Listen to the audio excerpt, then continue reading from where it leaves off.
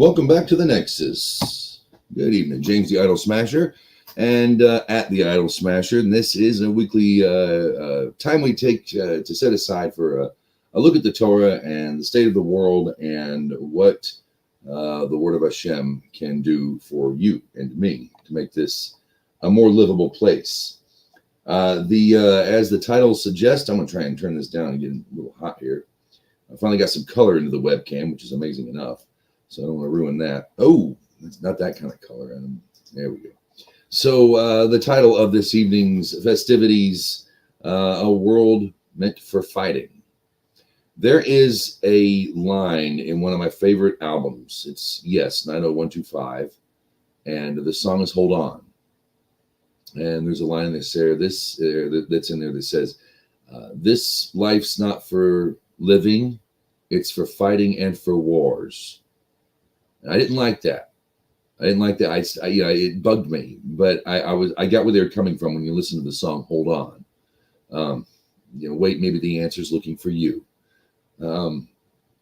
It's a song about having faith in many ways, but Yes is an awesome band. You should really listen to that album if you haven't already.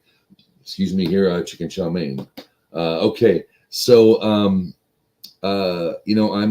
I'm listening to the song again, and I'm beginning to see, the more I listen to them, what they're saying, and I look at the world now, and I look at the world that God made, and we look at this week's Parsha, or Parshat. There are two. It's a double portion. Double your Parsha, double your fun. Oh, I didn't send invites to everybody here tonight. Well, they should be able to learn how to do it from Facebook, but just in case, we're gonna send them out to everybody.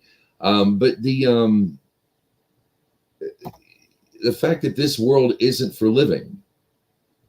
I remember John was always our friend John, who's here last week. He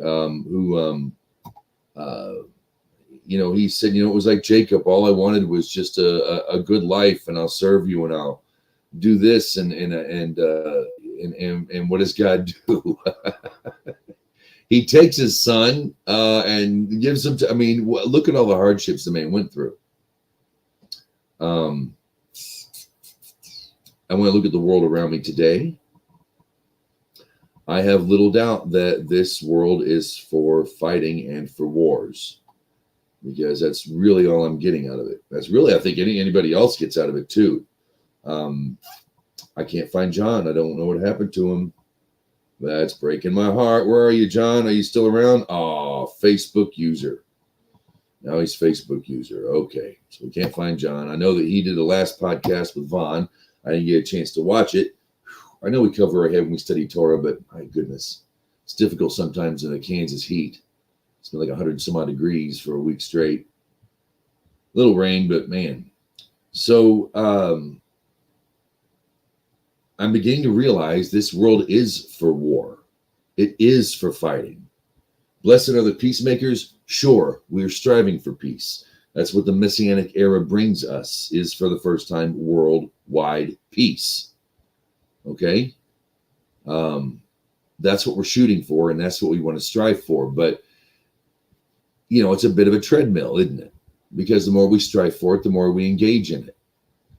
There are Americans now who will vote for the war candidate just because of the color of their skin. I'm not kidding you.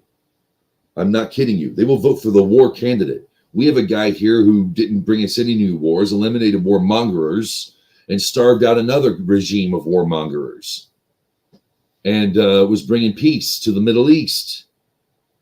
And that's not enough for some people. They would rather have Ukraine go on and on. They like it like that. They would rather have, Hamas live forever.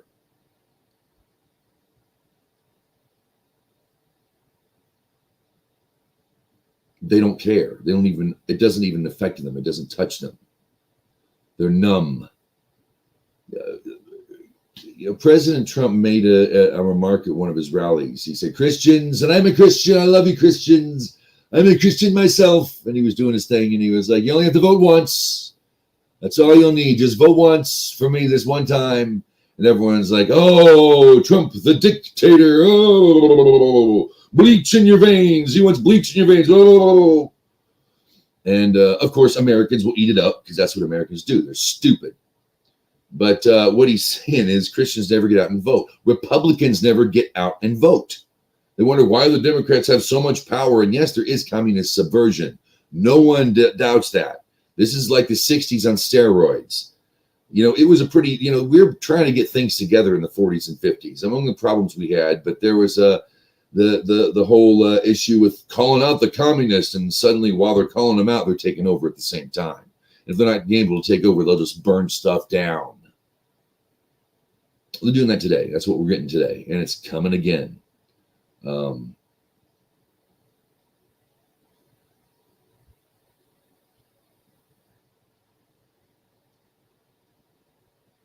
So we have a peace candidate and we have one that loves Hamas. Well, I mean, I can't say she loves Hamas, but her boss, the dead one, certainly does. Have you ever noticed also that after he recovered from COVID, he grew about like 6 inches or 8 inches or something? Yeah, President Biden grew. It's kind of funny how at one time, members of Congress are asking for proof of life, and then a guy 6 inches taller than he shows up. Yeah, see the guy. Watch his forehead when he smiles. It's weird. It's weird. But her, Kamala she's not a fan of Israel. She wasn't there to meet, Bibi. Nobody was there to meet Netanyahu when he came over here, the Prime Minister of Israel. He had a great reception from Congress, and I think that's good. I know they're politicians. Yeah, I understand that. I understand a lot of them are 3 years away from Neanderthal. We can expect that, but it was nice to see such strong support from a body that is, at least on paper, said to represent the people. And I think the people are not what their government normally. Speaking of government, I got a news flash for anybody out there who doesn't know. And if you know anybody who's on this kick, remind them. The courts are not democratic. You don't petition a court. You don't protest a court. You don't harass court members to get your way. The justice system doesn't work like democracy or communism. Sorry, Democrats. Oh, let's go to the meme of the week here. We'll go to the meme of the week in a second here. But there's no voting. Yes, it's in a body of work like the Supreme Court, the majority of the votes will call it. But they're not dependent on you. They're not there to represent you. They're not there to represent the president, and they're not to represent your representatives or the senator. They're not there to do that. All they do is interpret law, which balances the other two bodies in our system.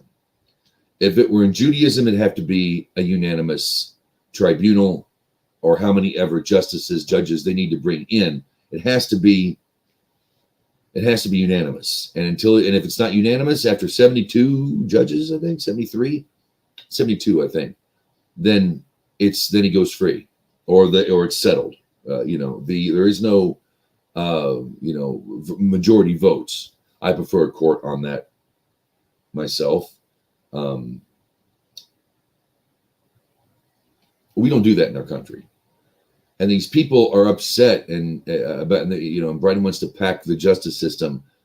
There's no need for that. We're going to make sure that they do this, or make sure that they do that.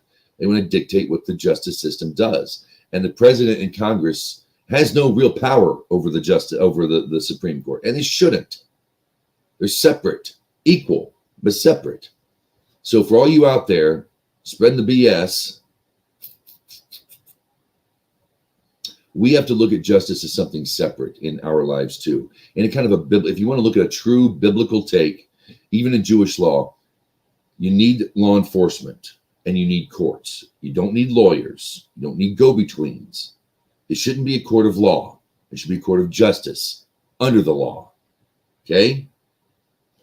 A court of law means, well, the law stands. Well, you're guilty. You wouldn't be here if you weren't guilty of it. Point of view. Oh, we're innocent until proven guilty. On paper, not one court in the land looks at a man innocent when a cop brings him to them. You're guilty of something, what'd you do? There is no innocent until proven guilty. It's a fantasy. It's not put into work. Not enough. Never. The thing about our executive branch, which apparently the cops are supposed to be under. They shouldn't be. I don't believe law enforcement. I believe law enforcement should be under the court. Okay, like a sheriff is often a justice of the peace at the same time. But since you're separate from the court system, you don't have to abide by the court rules. You're a cop. You can plant a charge on somebody. Doesn't matter. You don't have to. You're a cop. You are separate. I don't think you should be. I think a cop should be part of the justice system. Anyway, I don't know where I'm going with this. Just people petitioning the court and what Biden's trying to do, or what passes for Biden.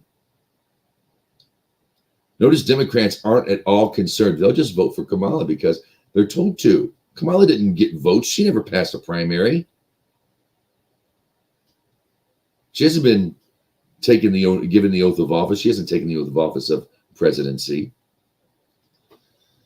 So, yeah, but they'll take anything. A Democrat will eat anything, and apparently, that's just the way it goes with them. It's all about the being on the right side. That's the whole point. I want to go to some memes of the week here. There's one we didn't give it. Let's see. Well, we'll start off with this one here. It takes a little bit of reading, but this doesn't sum up pretty much the point of view of the American youth, and well over half of Americans today. They squandered their support when the 10 plagues happened and the splitting of the. That's America. That's college kids. That's high school kids. That's a big ball of stupid. That they seriously think like this. I'm not kidding you. I didn't get to show this last week, but this is exactly what it is. Brand remarketing. We all know what that's about. Black Lives Matter. You're socialists. Sorry. They know they're socialists. Everybody else thinks they're good people. This is the one I didn't get to talk too much about last week. All the way. And the meme of the week this week, and we're all adults. So if we're all adults, I'm just going to be honest here. There we go. Absolutely 100% meme of the week. All right. And of course, we're just in with that because I like it. All right. Back to the show. What are we doing? We're not on Twitter anymore. We're not on X. They're charging you. I can only pay so much money to so many people at a time. I should start a Patreon. I can get one sympathizing voice out there.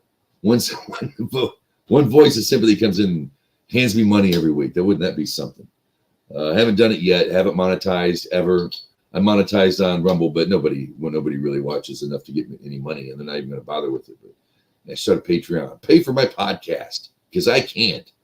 No, I'm kidding. Where are we at here? We're on a world of fighting and a world for wars. And if you read this week's Parshat, it's toward the end of it here. We get into wars. And we get into how to fight wars and what you have to do. And there are times when it just calls for some of the hardest, nastiest behavior a human being can possibly do, just to save your own. We're here for war, and we're here for fighting. Everyone gripes about the divide in America. I say it's good. Luke Skywalker said it best in Empire Strikes Back, or Return of the Jedi. I sense the good in you, Father. The conflict. It's good. We're not ready for peace. We're not ready for a good, easy life. We're not ready for happiness yet. We got a lot to work out as a people. So here's to ongoing war. I didn't think we needed it. I had the delusion. I had the hippie delusion, the hippie dippy, kumbaya. We all live together. Why can't we be friends? Well, you asked that. You're a human being, and a part of us wants what's coming in Mashiach's time. We want this. We strive for it. It's unhappy war is. This isn't a world to be happy. You can be happy, but the reality is we're not ready for it. So I say, if we're not going to be ready, if this is a world, if this is a life meant for fighting and for war, then we should do it well. And we should do it with extreme prejudice. That's my own personal opinion. All right, YouTube, I'm going away. We're going away. Thanks a lot. We got about 10 years worth of these hangouts that we did. Oh, wow, I say they're hangouts, not just me yapping at the camera anymore, but we used to have people come in and talk and have conversation. not a lot going on there. But we did have, before we leave, because it might be on YouTube watching these, we do have a couple comments here that I skipped over. And there's Carla. Hello, Carla. Good to see you. Glad to have you here. And there's Bug. All right, Bug. Good to have you here. Yo, Jimbo. Okay, we're going to end it on YouTube, heading on over to Rumble, where, you can speak freely on Rumble. And let's see if we can get it done here. We're going to remove it. Adios, YouTube. Appreciate it.